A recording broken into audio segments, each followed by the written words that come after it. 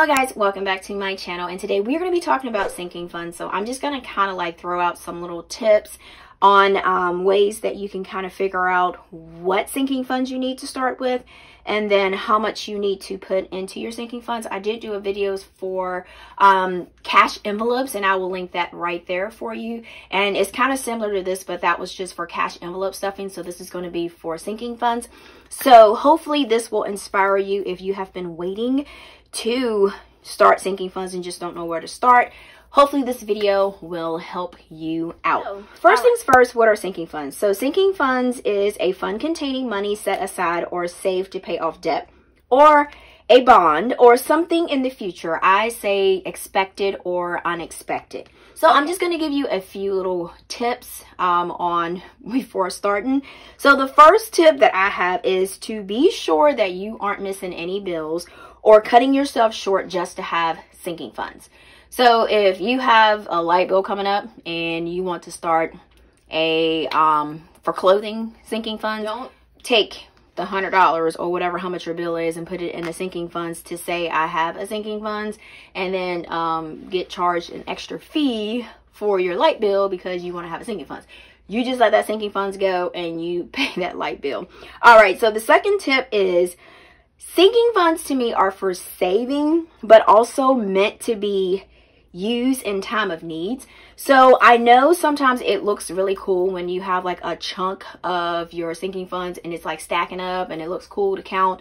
But sinking funds, yeah, they are to save. But if you need to use your sinking funds just in case you need something for car maintenance and you have $1,000 and something in it, but you like to take that money out of there and use it for your car, and do not use like your credit card or whatever, because the sinking funds are meant to be saved, but they are also meant to be used. All right, so number 3 is I didn't realize that I was even counting. So but number 3 is don't compare your sinking funds to someone else's sinking funds, because that person could be making more money than you. That person could not have as many credit cards, could not have as many bills, or they might have somebody helping them that's contributing to their sinking funds. Because 9 times out of 10, if you're doing that, that is going to make you depressed. That is going to make you not want to do your sinking funds, and you're going to throw in the towel because every time you feel like, well, they're making progress, but I'm not. So basically just base your sinking funds on your ability to fill them and to be realistic with yourself. All right, so next thing, we are going to go ahead and see what sinking funds I have, and I'll show you guys how I kind of like figure out what I want to do for my sinking funds. And then guys, check out my little plant. This is like super cute. I got this little, I'm not a plant person, I can't grow any plants or anything, but I got this little plant at Kroger's. It was like $1 and something, so I was like, well, let me just try that, because I mean, as you can see right here, I've been watering it. So, but, and then this little vase right here, well, not vase, it's a small cup. I got this at Hobby Lobby like a while back. It was like $1.99, and then they had like 50% off of that. So I got like a pretty good deal. And isn't it like the cutest little cup? I got 2 of these. The other cactus plant, I couldn't even show y'all. So I'm trying to water it, nurture it back to life. This is all that I'm used to, these fake ones, but I thought that little one was cute, so I figured I'll just let little buddy sit here with us. Okay. All right. So for sinking funds, what I do is that I always keep track of it. So that is a good thing to do for your sinking funds if you want to start, because keeping track of it kind of keeps motivating you, and it kind of, you know, so that way you can know what you have and what you need to put in there. So that's why I always make sure that I pretty much keep track of my sinking funds. All right, so let me just go ahead and tell you guys, this pen right here, I didn't tell you in the last video. I know some people were asking what kind of pen. This right here is a big Gelocity 0.5 mm pen, and I got this thing 2 in a pack at the dollar store, and this thing writes so nicely, and it does write nicely on this 110-pound cardstock paper that I get from Walmart. So we are going to, I'm going to use this little book here. This is the cutest little book. This is from Capital Chic Designs. You can grab these at Michael's. They are like adorable. Okay. All right. So I am going to go ahead and tell you guys how I figured out what sinking funds, and hopefully this will help you kind of decide on what sinking funds you need to use, okay? So I'm just going to keep this here just in case I need to write something or jot something down. So for my clothes, I do have a sinking funds for that because basically I was finding out that I was just going to Ross, I was going to TJ Maxx on my lunch break and just buying shirts, pants here and there. Sometimes they didn't even match. So, and then by the time I get home, I would be like, I don't know if I like this or not. And then I don't have anything to wear with it. And then I would have to waste time to take it back to the store. And so to get it, to return it. And then I'll just be like, let me just check to see if there's something else I can get to exchange it. And then it was just like so mess. But, so what I did is I ended up putting clothes. I ended up making a clothes envelope for me so that when I have time and when I am like focused and not rushing, like on my lunch break, I can just take this money and I can just go to Ross, sit there and buy whatever I want and have enough money to make a couple outfits. You know what I'm saying? So that way I'm not just impulse spending on a shirt here, a pair of pants there, or a purse here, there. You know what I'm saying? So this kind of makes it a little bit, this kind of makes you a little bit more mindful of spending. So, and plus, since I've had this, I have not wanted to go to the store to actually buy clothes, which is weird. I want to keep stacking this up so that when I go maybe out of town or something, I can just take this cash and I can just go and just, you know, have just a self-care day and just go ahead and buy whatever I need to. Now for this envelope, I don't have a set amount or a set goal. So basically what I do is each paycheck, whatever I can add to it, that's what I add. So it's not like I have to add 20 bucks every paycheck. I just put whatever I have left that I can divide from my other amounts, because this is a need for me, because you do need to make sure that you know, have nice clothes and stuff, but it's not like a necessity, like something that I'm going to not make it if I don't have a closed envelope. Okay. All right. So next I have car. Now this one right here is pretty much important to me, because this right here is for like if I need to get brakes, or if I need to get like windshield wipers or anything that, or maybe like a headlight bulb or something like that. This is something that has to do with my car. I do have a car maintenance one that is for my oil change, and I keep that in my cash envelopes wallet, so that is a little bit different. And then I have a LA savings account, a bucket that says tires, so that's for my car tires.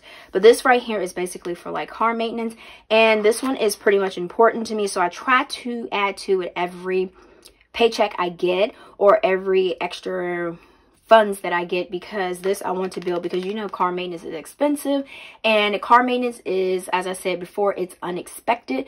So it's always good to have something for your car set aside, because like I said, you never know when that junk gonna mess up or if it's gonna play out on you. Or so one day you don't need brakes and then the next day you need it. So it's like, it's just good to have something set aside for that. All right, so for Aiden's clothes, this is my son. My son is a toddler, so he is like growing super fast, and I was seeing that I was just like doing the same thing with my clothes, just running here and there, going to go, you know, just grab clothes on my lunch break and then get back, and then it don't fit them. So I said, let me just slow down. Let me just make an envelope, because I know that he is like growing like a weed. So this way I can kind of like, if I want to sit down for a little bit and I want to go online, because I always like to go to the children's place, I can just go on there, look on there, and then if I do order something, I can just deposit this cash into my account.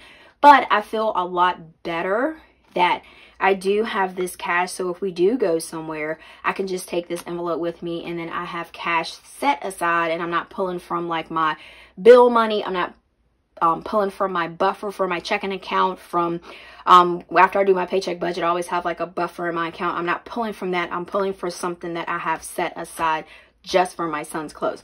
The amount in here, I don't really have a set amount, because sometimes I can find really good deals on his clothes. So like the children's place, I can rack up with $40. I can get like, I'm telling you guys, I can get like 4-5 outfits with that. So that's why I don't have a set amount in here. Now for Christmas, Christmas is a different thing. Christmas, I kind of want like maybe, I don't know, like $500 in here. But Christmas, I make sure that I do put some in here every time. I try my best to, but like I said, when you're doing your sinking funds, you're not going to always be able to put money in there, and that is okay. So just say, I'll try to get it next time. So with Christmas, I'm trying to build this up because, you know, at Christmas at the end of the year, this is the one right here that gives everybody anxiety because you're like, you need to get gifts, you need to buy this, you need to buy that. And then by the time you realize it, you're like already at like $300, $400, and you're like, what did I get? You know what I'm saying? Because everything's wrapped up, so you're not really like paying attention. All right. So let me just show you guys how I kind of figure out what to put in there if you have a set amount. Here, I don't have a set amount. I would like to get roughly like $500 in there for Christmas. That will be perfect to get the gifts that I need. But for setting an amount, we're just going to use my calendar here. All right. I'm just going to use this so we can see. All right. So let's just say I have all of my paydays marked in gray. Okay. Let's just say we have something coming up on June 25th. All right. So now it is, and we want to save $300. Okay. That's, let's just say that's a bill that I have coming up. Okay. All right. So it is in April. Let's just start with April the 2nd.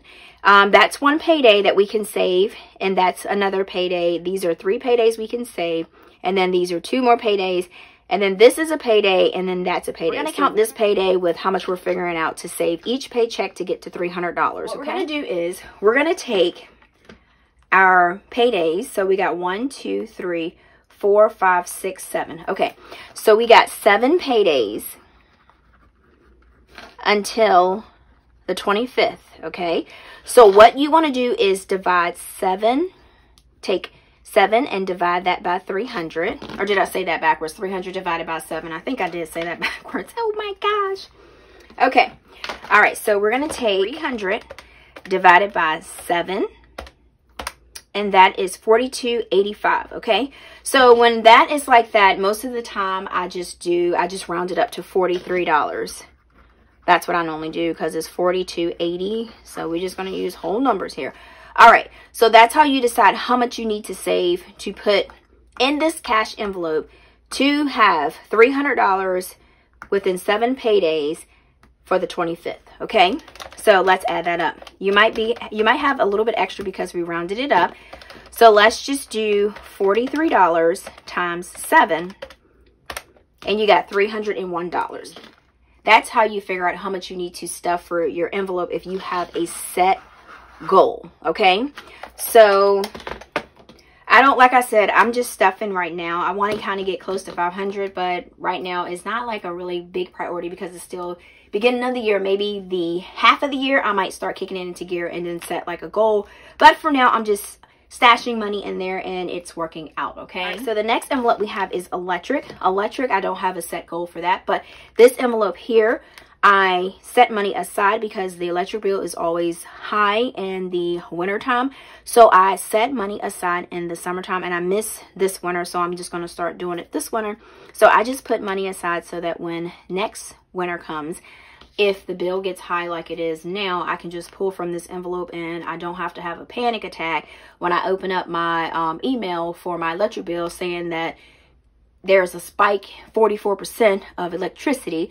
And I know it's been cold, so I know we've been using that. So, I mean, I can't even argue with that. So, but this way I can just pull this out, and if I need to pay a little bit more than what I had expected, I can just deposit some of this into my checking account and then pay extra of what I need. So that, I don't know why I just thought about that when a while back. I just thought that would be a cool idea. All right, next is property taxes. Property taxes is always something that just jumps at you and you can't get away from it, but a good way to kind of handle it, because I know some people in some states, their property taxes is horrendous. Because I know some of you guys comment in the comments and you're like, how is your property taxes that low? I guess because where we live, but some people say that their property taxes are way sky high. So my heart's with you for that. So property taxes, I just kind of like use what I had from last year, but I just been like stashing money here and there. So I don't really have too much of a goal yet because the bill comes out in April and then it's due June 7th. So when April comes, I'll start kicking it up a notch so I like to see the exact bill so that I'll know exactly how much to put in my envelope. So usually when that is pretty much full, when the due date comes, I do that just like I did this. I just pull this money out, get a cashier's check or a money order, and because now we have like a little box that sits outside of the utilities place, and I just put it in there so that it is out of my account. It is in there.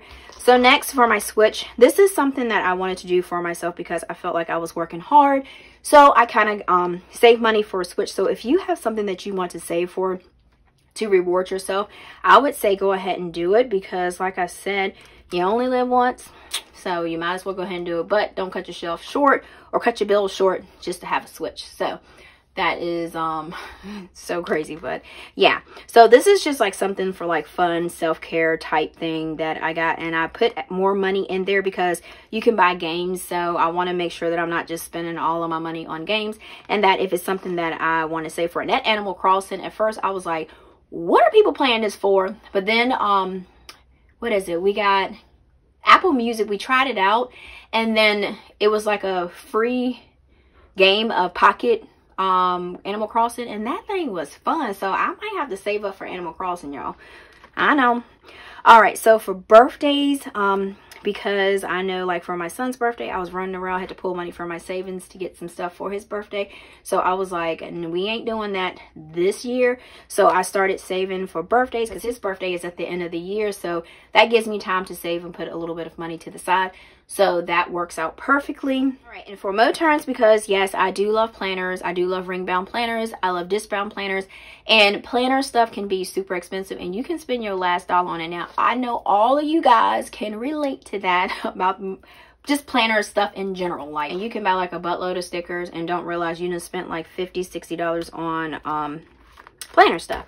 So I do want a bigger size mo turn, but for right now I think I'm pretty much, because I do have my little pocket size one, and this one is pretty much working for me, so I do like it. So I'm pretty much satisfied with it. So so far I'm gonna just use this one. This is a Pocket Luxe, and I'm just gonna stash small amounts of money in this until I figure out if I want it or not. All right, so next we have my son's savings. So I just put money every single paycheck, and every extra money I have, I always make sure I fill this one. So any other one can go kind of like without me adding stuff, like kind of like with my car. I make sure that I add stuff to this because I want to make sure I save my son money, and then I do have a savings account for him. So when this gets full, I will put that in there. And then home, I just recently started this one because I know we said we needed like, like stuff like bed sheets, comforters, towels for the bathrooms, because you can always use stuff like that. So I ended up making a home envelope for this. So this is good for home decor because that can get expensive sometimes. And I know TJ Maxx, Ross, and places like that. All right, so Home Goods is really good for places to look for stuff for the home. And then I have this. This is just an envelope that I wanted to get his boots with. So I just kind of put, just like if you just want to get someone a special gift, you can like use envelopes for this. So that's what those are. And I think pretty much that is it. So that is kind of like how I figured out what I wanted to do for my sinking funds. And like I said, everybody's sinking funds isn't going to be the same because everybody has different needs, everybody has different income, and everybody's life is different. So like I said, your sinking funds isn't going to be the same as mine. So thank you guys so much for sticking with me through this video. And then also, if you have not clicked on that subscribe button, please make sure to click on the subscribe button, and then also click on the notification bell. And then also, if you do like this video, please give it a thumbs up because I sure do like it. And like I always say, until next time guys, peace.